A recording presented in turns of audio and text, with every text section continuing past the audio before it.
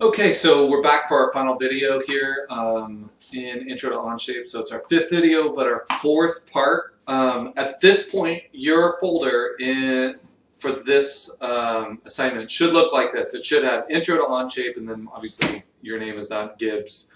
But I mean, I guess it could be, but it's most likely not Gibbs. So it should be your last name here and then your first initial. And then you should have your three other parts listed below it here, right? So you should make sure that like you're organized in this way so that we can quickly go like, okay, part one, part two, part three, and we're talking about our Intro to OnShape assignment. Okay, so we're gonna work on this last part. At first glance, this part can look a little challenging. However, we can do this part in two extrusions. So we only need two sketches for this one. We just have to be mindful of how we actually make this part. So we're going to hit New Document. I'm going to title it correctly, Intro to OnShape Part 4. Okay, I'm making our new document here. Okay, so I'm going to start on our right view here. And we're going to make our sketch here. And our sketch is going to be, we're going to use our rectangle tool. Going to do a larger sketch. And then we're going to do two smaller rectangles that are going to give us that elbow shape that go from here to here. And could you use the line tool to do this? Totally. But I found it OnShape specifically, I like using the rectangle tools because it puts in the parallel line or the parallel constraints and the 90-degree right angle constraints automatically a little bit. It seems to do it a little better. And so then we're going to put in our last rectangle down here. And so we got that kind of L shape happening there.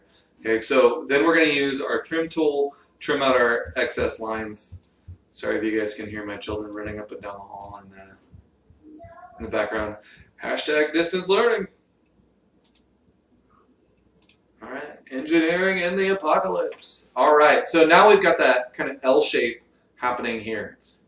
Okay, and so what we're going to do is we're going to go for all of the dimensions that are going across our part. So that's your up and to the right dimension. So we're going to say, sorry, where's the dimensioning tool? Dimensioning tool here. And so for this one, across the top should be 1.5 from here to here. Okay, so we're going to put that guy in there, 1.5 inches. And then it is from here to here, 1 inch. So from here to here is 1 inch.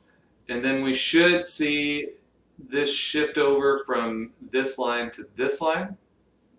Should be 0.5 inches. And that 0.5 is a little bit more difficult to read than the other ones, but you can see it right here. So it's this 0.5 that I'm reading right here. And you can tell, I look for all the ones that were going across the part this way from left to right, and so for up and to the right, okay? So that's really that's our first part of our dimensions. And then we're gonna go now look for the ones that are going up and down. So from here, the very top line to this line should be 1 inch. So we're gonna go from here to here, and that is 1 inch. And then it gives us another dimension that goes from that very top line again, see that 1.5? That's gonna go down to another part, but we don't need that one yet. Okay, we're going to do that in a second dimension. So we're going to do that in a second drawing. And then we're going to look at, let's see, I need to go across, or going from here to here is 0.5. And then we need one more dimension that goes all the way from top to bottom. And that's going to be our 2.25. Or I'm sorry, 2.5.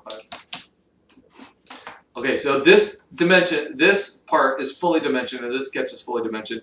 Then we're going to come back and we are going to dimension all the way, we're going to dimension another little rectangle and extrude through the other direction. Okay, so I'm going to hit Finish Sketch, and then I'm going to go from an angle here. I'm going to extrude this part, and that part should be 4.5 inches long. Okay. And so now I'm going to come back and I'm going to put a rectangle on this face right here. So you can see how this is the part as if I have not taken this little cutout. And so we're going to cut that part out now. So we're going to start here, start a sketch, and it should go from, sorry, I don't want to get out of that tool. See if I can, does that let you move? I don't know, it doesn't matter. There's still a couple things I'm learning how to do in this.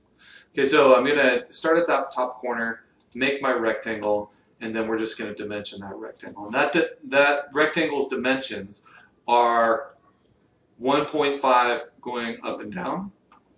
And so we're on the z-axis, 1.5.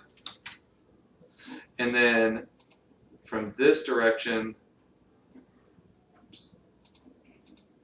that should be, well, if my part is 3 inches long, or if the whole part is 4.5 inches long, actually there's another way that we could do that. Instead of trying to do that math, I'm going to delete that guy. Okay, and then I'm going to put in a measurement or a dimension that goes from here to here, and then I can use the dimensions that are on the board here, and that one is 3. Okay. And so now I'm ready to actually extrude. Okay, so I'm looking for my extrusion button there. And so again, it defaults to addition, and we want it to be removal. And so see how it's not going all the way through that part? That means we need to actually get it to go all the way through. So let's see if we can change it here. Say through all. Aha! Look at that, through all. Boom. There it is. Okay. So that's our part. It is officially done. And if we want to get a different view of it here, we can say isometric, and then it should look exactly like that part too. So I don't really care which. I'm used to Autodesk where it shows me in an isometric view. It looks like OnShape defaults to trimetric, which is fine too. I don't really care which one of those you use, but it should be a snip of this, and then a snip of your hand drawing of your first sketch. So that very first sketch that we did here. So it should be a hand drawing of this. This should be your hand drawing. This is what I should see for that hand drawing. So, okay, well, you guys are done now with this assignment once you have it all filled in, and you guys are good to go. Good luck.